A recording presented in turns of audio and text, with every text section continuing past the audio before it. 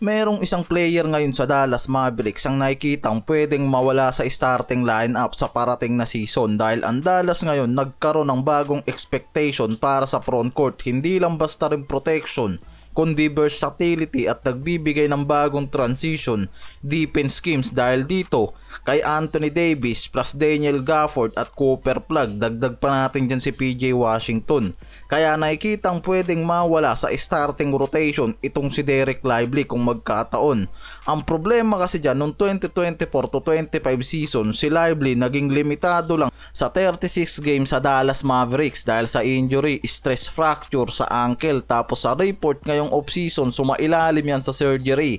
At dahil nga sa availability niyan, inaasahan mismo na mas magiging malaking issue yan sa mga magiging rotation niya para sa Dallas dahil ang Dallas ngayon base sa report balak gamitin si Daniel Gafford bilang alternative center at parte ng rotation at may posibilidad na siya yung ilagay dyan sa starting slot kaysa dito kay Lively na may injury issue. Ito yung mahirap sa rising star kapag maagang inabot ng injury. Nagiging malaking issue agad yan sa team lalo na pagdating sa rotation sa panibagong season. Isa pa itong si Davis na alam naman natin na mas gusto ang laro sa power forward. Kaya paniguradong magiging parte yan ng starting at itong rookie star nilang si Cooper Flag na small forward ang position. Lalo na si Davis ngayon na may kakayahang maglaro bilang center sa ilang lineup tulad nga noong nasa Lakers siya na nagiging variable factor sa kung sino yung makakasama niya bilang partner o kapalit ni Lively. It's either Daniel Gafford o itong si PJ Washington, pwede rin Cooper Flag, yan yung magiging partner ni AD sa depth.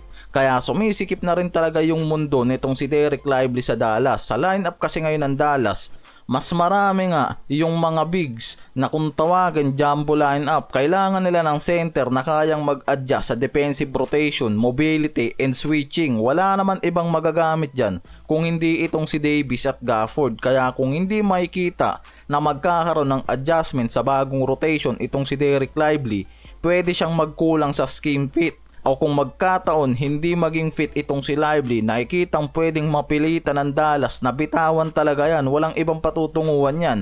At pwedeng dyan magkaroon ng pagkakataon itong Lakers para makuha itong si Lively sa trade. Kung desisyon ng Dallas bibitawan yan, lalo na kung hindi madedevelop yan sa bagong rotation. Dahil wala naman talagang ibang nalilink na trade teams dyan kundi ang Lakers dahil interesado ang Lakers na makuha ang youngster na to para ma-reunite kay Luka Doncic. Kaya kung magkakaroon ng pagkakataon na ang Mavericks nasa win now mode, mas malaki yung chance nila na bitawan si Lively, pero hindi basta trade kailangan din nilang makakuha ng sapat na kapalit. Kung hindi magandang return ang mabibigay sa kanila, paniguradong hindi rin basta-basta nila bibitawan ang young center na to na si Lively.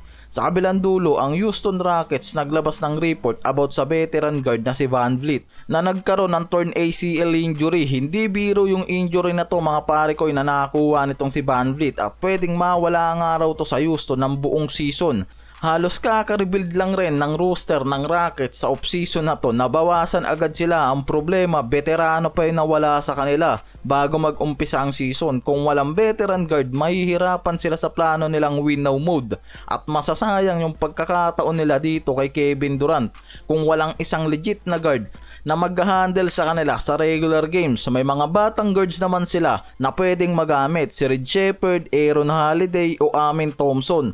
Ang problema, hindi pa talaga subok yung mga yan lalo na sa consistency at capacity bilang floor general sa full season na pwede nilang maging problema. Tapos limitado na rin sila sa flexibility dahil sa salary cap constraints. Wala na silang cap space para kumuha ng point guard sa market na may malaking halaga. Kaya nasa urgent need ngayon ang Rockets para sa isang veteran point guard.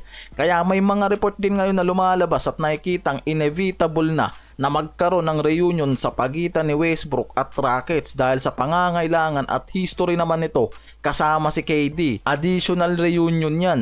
Si Westbrook, aggressive na point guard yan na kayang mag-attack to rim, nakakapag-create ng sariling space at nagbibigay din ng space sa mga teammates niya gamit yung pagiging veteran guard niya. Last season sa Denver Denver may production niya na 13.3 points at 6.1 assists per game. Kahit nasa tail end na, may maganda pa rin production at magandang numbers yan na nabibigay sa team niya at kaya rin magbigay ng spark lalo na sa second unit. Kung hindi man siya ilagay bilang primary ball handler, may mga report din na pwedeng gawing backup option si Westbrook na magbibigay ng veteran presence para sa mga batang guard nila at kumilos bilang stabilizer sa clutch moments. Sa Bleacher Report naman, sinasabing pwedeng ibalik ng Rockets itong si Westbrook gamit ang veteran minimum at ma-reunite sa team. At dito kay Kevin Durant, pwede siyang maging starter o backup kung mas magagamit nila si Reed Shepherd para magkaroon din sila ng reliable option sa ball handling. Isa pa, si Westbrook ang nakikitang magiging magandang kapalit habang wala pa sa lineup itong si Fred VanVleet